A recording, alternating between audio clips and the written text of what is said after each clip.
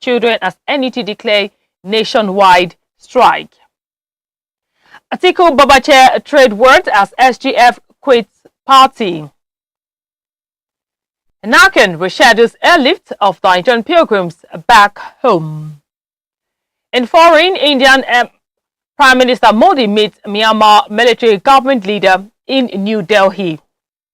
And in sports, Chelsea enters race to sign Super Eagles striker Victor Osimhen. Details coming soon. Stay with us.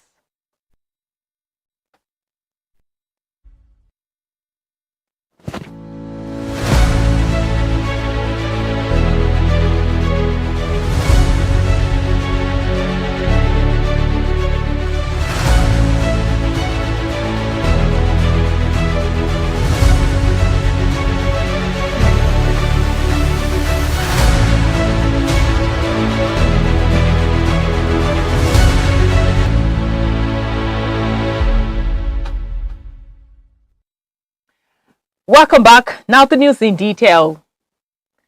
Nigeria and the World Intellectual Property Organization, WIPO, have agreed to deepen collaboration aimed at transforming the country's intellectual property research and creativity into economic value. The commitment was made during a meeting between Vice President Kashim Shettima, WIPO Director General Darren Tang, and senior government officials at the Presidential Villa in Abuja. Vice President Shettima said the Tinubu administration is building an economy where innovation is protected, intellectual assets are commercialized, and ideas are converted into wealth. He stated this while welcoming WIPO's decision to establish its first sub-Saharan Africa office in Abuja, describing it as a strong vote of confidence in Nigeria's innovation and creative sectors. The Vice President noted that the partnership aligns with the renewed hope agenda and Nigeria's national intellectual property policy and strategy, approved in 2025, to strengthen the protection, promotion, and commercialization of intellectual property. He also directed relevant ministries to develop a roadmap for deeper engagement with people, focusing on technical cooperation, capacity building, institutional support, and a commercialization of research outputs from universities and the creative industry. WIPO Director General Darren Tang described Nigeria as a leader in Africa's intellectual property revolution, citing the country's growing startup ecosystem and 7 unicorn companies as evidence of its innovation potential. He said the opening of the Abuja office and the launch of Nigeria's national electoral is in Orire local government area of the state. The protest coincided with demonstrations in Oyo and Ogun states, where residents, civil society groups, and labor activists demanded the immediate release of the abductees and urged government at all levels to intensify efforts to tackle insecurity. On May 15, 2026, armed men attacked 3 schools community, a grammar school, a Baptist nursery and primary school, and LA primary school in the Eshiele and Yawuta communities of Orire local government area, taking pupils and teachers captive. The abduction had since generated outcries across the country. Reporters showed that academic activities were suspended in public schools across the 33 local government areas of Oyo State following the NUT directive. Students in Munia, Ojo, and Otuagba, Agbaki in Akinyele local government area, Agbawo, Bodija, and Songo in Ibadan North local government, Bere, Ojaba, and Molete in Ibadan Southeast local government, Orita Challenge and New Garage in Ibadan Southeast, Southwest, as well as Odono, and Alawa Kalaway in the Oluyole local government area, who had prepared for school, were asked to remain at home after news of the strike filtered through on Monday morning. Also, there was total compliance in Ogbomosho and Ibarapa axis of the state, where some protesters took to the streets to demand the immediate rescue of the abducted school children and teachers. To more news, the Director General of the Nigerian Center for Disease Control and Prevention, Dr. Jide Idris, has disclosed that Nigeria is only 59% prepared for potential Ebola outbreak, even as health authorities intensify surveillance and tightening entry protocols to prevent the importation of the deadly virus. The disclosure comes amid renewed concerns over recent Ebola outbreaks in Uganda and the Democratic Republic of Congo, which the NCDC has identified as a significant threat to Nigeria due to increased international travel and cross-border movement. Speaking on the television program, Idris said a recent nationwide risk assessment conducted by the agency revealed critical gaps in the country's preparedness, particularly at the entry point. According to him, the assessment was aimed at evaluating Nigeria's readiness level, identifying vulnerabilities, and strengthening response mechanisms against any possible importation of the Ebola virus. Idris revealed that one of the major findings of the risk assessment was the vulnerability of Nigeria's entry points, prompted the Federal Ministry of Health to issue fresh protocols for relevant agencies involved in border and airport operations. He said the objective is to strengthen screening and monitoring systems to prevent infected individuals from entering the country.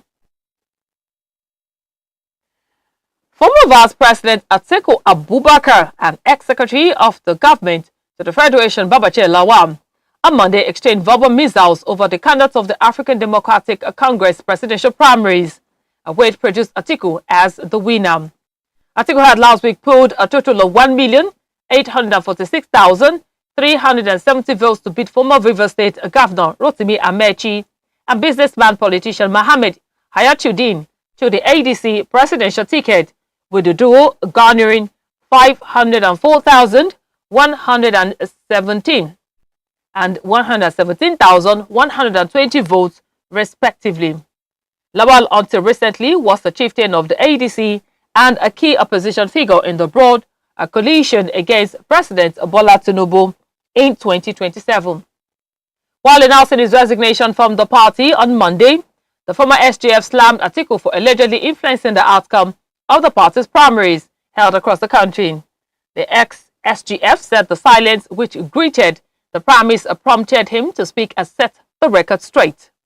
He vowed not to be part of any rigging plan in the 2027 elections, adding that working for Atiku is the same as giving Tinubu an automatic ticket to a second term, which gives him 9 men.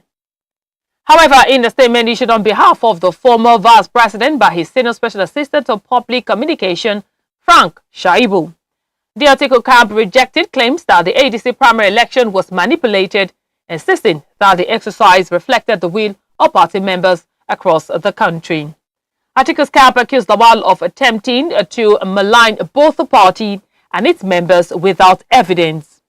Shaibu argued that Lawal had failed to provide any proof of support his allegations of electoral manipulation. The National Hajj Commission of Nigeria (NACAN) says the conveyance of Nigerian pilgrims back home from the Kingdom of Saudi Arabia is now scheduled to commence on Wednesday, 3rd June 2026.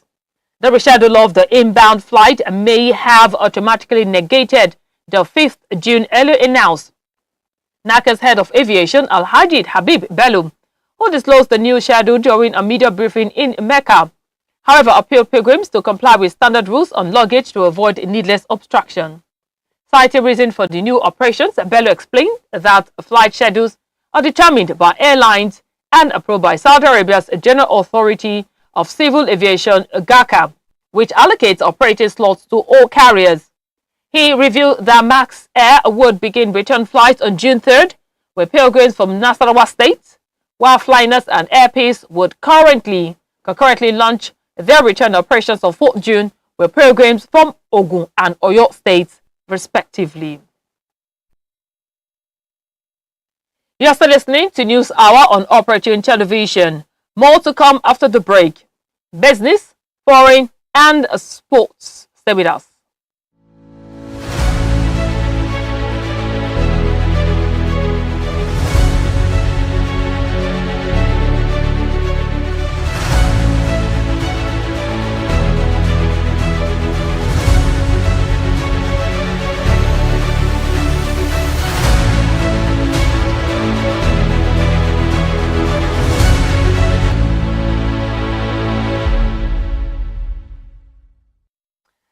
Welcome back. It's still News Hour on Operatune Television. Now to business updates.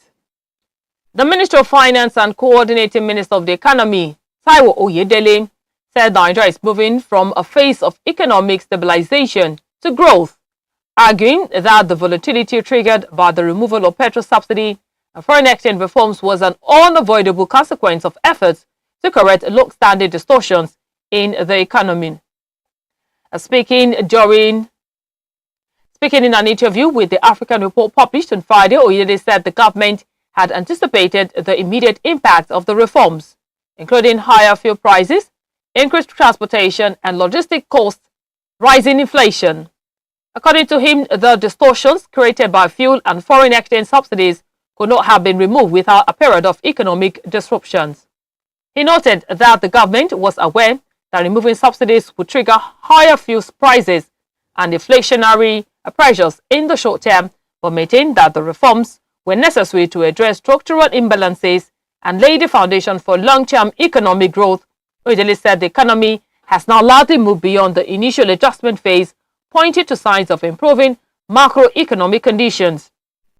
He, however, acknowledged that recent geopolitical developments had created pressures on the economy. The minister said the government's attention is now shifting towards unlocking growth by addressing structural constraints that continue to limit productivity and investment. On the foreign scene, India says it will continue engaging with Myanmar after Prime Minister Narendra Modi spoke with Min Aung Hlaing, the leader of the country's military government, in New Delhi. Indian Foreign Secretary Vikram Misri told reporters on Monday that India's policy is not intended to be a commentary on the internal political arrangements in Myanmar, and that New Delhi believes engagement is the best way forward. Western nations have sought to isolate Myanmar's military rulers since they overthrew the elected government of Aung San Suu Kyi in a 2021 coup that triggered a crackdown on opponents and a brutal civil war. The conflict began when the country's army leader, Min Aung Hlaing, ousted the government and detained civilian leaders, including Nobel Peace Prize laureate Aung San Suu Kyi. Some critics and human rights groups have said Min Aung Hlaing's visit to India risks lending legitimacy to the military-backed government. The visit is Min Aung Hlaing's first to India since he was sworn in as a president in April, following an election that critics say was designed to cement his hold on power. His last visit to India was in 2019, when he served as Myanmar's military chief. He arrived in India on Saturday, first in the eastern state of Bihar, with a visit to the Buddhist pilgrimage site to Bodh Gaya, where believers say that the Buddha attended enlightenment. And finally, to sports news. Chelsea have entered the race to sign Super Eagles striker Victor Osimhen from Galatasaray, where the Turkey champions have reportedly demanding 150 million euros for the Nigerian forward, according to the report emerging from Turkey. The development follows remarks by Super Eagles head coach Eric Chell, who confirmed that Osimhen was left out of Nigerian squad for the upcoming June friendlies against Poland and Portugal due to ongoing transfer discussions, a statement that immediately triggered fresh speculations about the 27-year-old's future. Osimhen himself, however, was quick to douse the flames, dismissing the transfer speculation, clarifying that Chelsea's comments had been taken out of context. Despite Osimhen's denied interest, and the striker remains intense across Europe, reports have previously linked him with Manchester United, where he set atop the club's 5-man striking shortlist for the summer window. Sources close to the player had indicated that he would only consider leaving if Galatasaray themselves decide to sell. According to Turkish newspaper Sabah, Chelsea have moved to initiate a contact over a potential summer deal, with the London club expected to make official attempt during the transfer window. Galatasaray, however, made their position clear, with the club's management unwilling to entertain an offer below 150 million euros for a player they purchased for Napoli for 75 million euros last summer. On the pitch, the Nigerian had another outstanding season, scoring 15 league goals and providing 5 assists in 22 matches, as Galatasaray retained the Turkish Super League title. He also contributed 7 goals and 3 assists in the UEFA Champions League as the club reached the round of 16. You have just listened to News Hour on Operatune Television. Before we go, here is the headline once again. WIPO partners Nigeria on first Sub-Saharan Africa office in Abuja.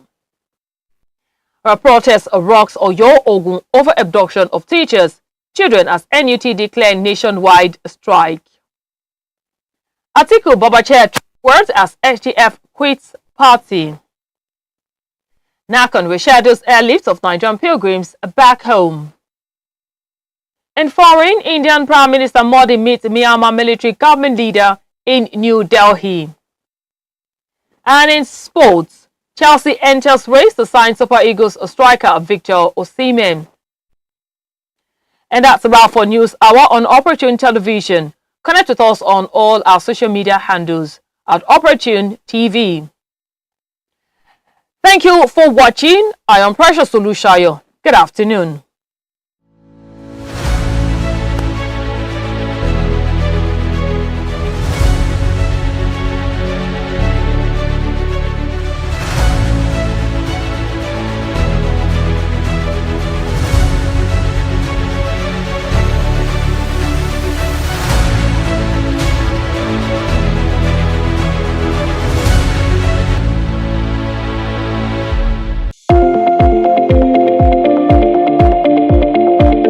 Keep on building me bridge. Me I understand things got to be alright right about and me at the upon at the Operatune TV. In case you don't know, watch it and check it online, social media, get it. It's your boy Blaze. Keep watching Operatune TV. My name is Alaska UI. Keep watching Operatune TV. Career Nigeria is another one boy Evergreen. I want you all to keep watching and supporting Operatune TV. No sleeping on the bicycle. Let's go there. Yeah, my people, it's your boy Olumide and keep watching Operatune TV. Keep watching Operatune TV. Shout out to Operatune. Shout out to Operatune TV. I want to say shout out to Operatune TV. Operatune TV. Please come here, enjoy. This is the best night ever.